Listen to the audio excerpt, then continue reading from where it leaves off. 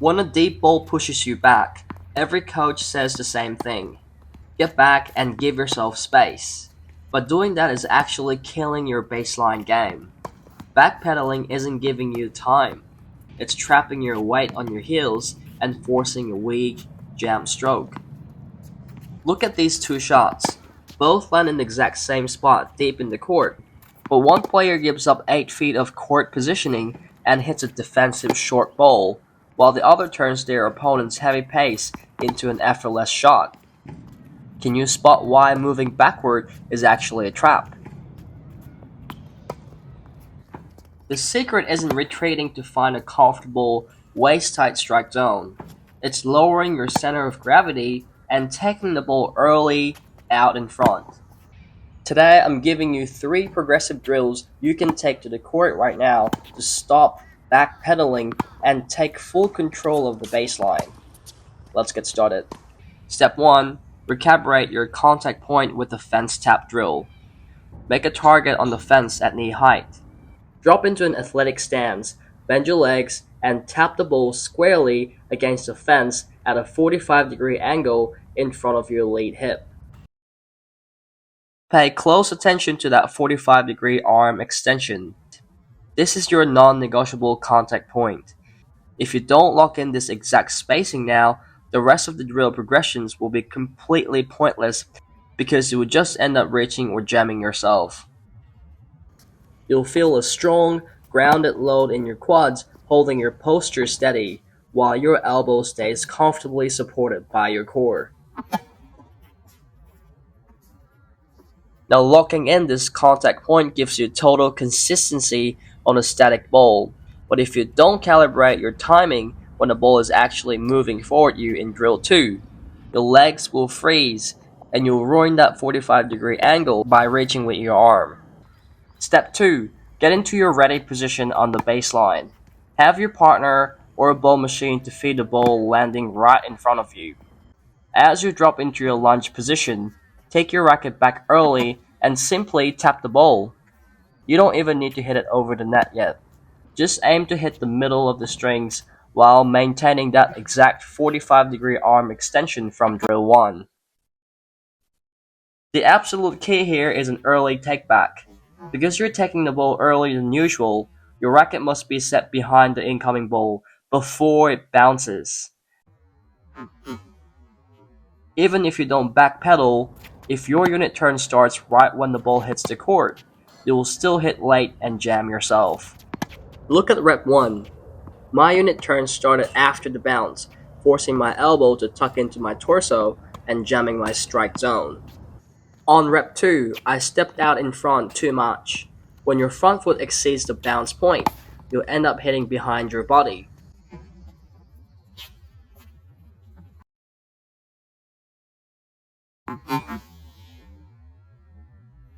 Make sure you don't step past that bounce point so you can meet the ball cleanly out in front. But on rep 3, my racket was back before the bounce, and my legs adjusted the spacing so my arms stayed completely relaxed at that 45 degrees angle. Now stationary reps build a habit, but don't skip drill 3 because we're adding live footwork and court movement, which is what you actually need to survive during match play. Step 3. Lock in your ground with a 20-shot baseline hold. Have a partner or a ball machine feed deep balls close to the baseline. Your goal is 20 clean repetitions without taking a single step backward.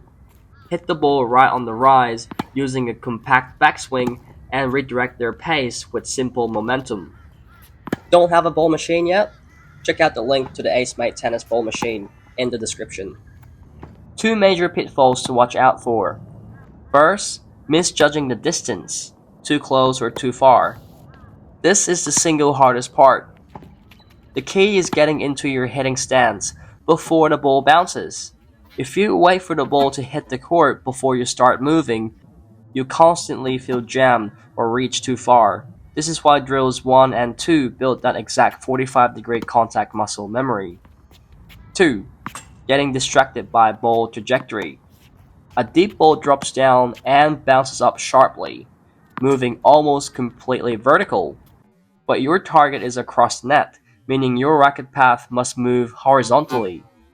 If your swing tracks the vertical bounce of the ball, you ruin your contact point and collapse your follow through.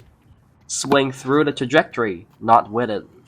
Now, a common trap players fall into is asking, "Bro, shouldn't I ever step back on the high ball?"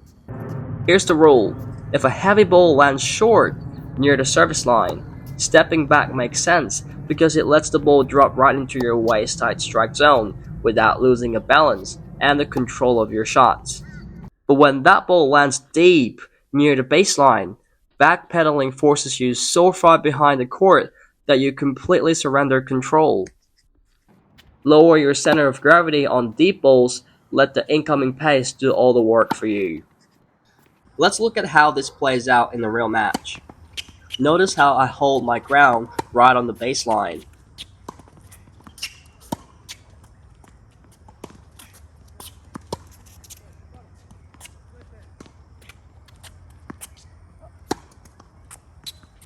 Because I refuse to backpedal on this high, deep ball, I take it early off the bounce while keeping full balance, instantly putting my opponent on defense.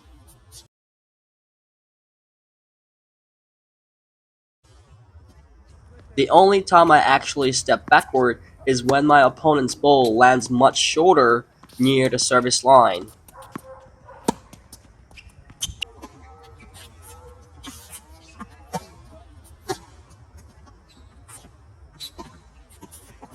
You may give up time and waste energy going back, but you're well balanced. This means you can hit a deep ball with a good amount of topspin to keep your shot aggressive. Deep balls require holding your ground. Short, high balls give you the time to step back and attack with topspin.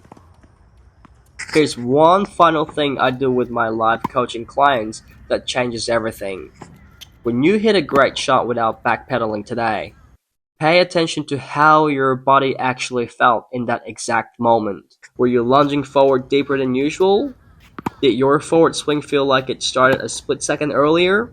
Everyone's brain processes feel differently. I want you to pick one keyword or phrase that describes that successful feeling for you. Write that keyword down or mentally lock it in. The next time you're in a high pressure match and deep ball pushes you back, you don't need to overthink 10 mechanical steps. You just repeat your keyword, trigger that feeling, and instantly execute. Drop your keyword in the comments below. I want to see what cue works best for you. And if you want to master fundamental skills like timing and rating the ball early, click the playlist on screen right now. Remember to play smarter, not harder. See you in the next video.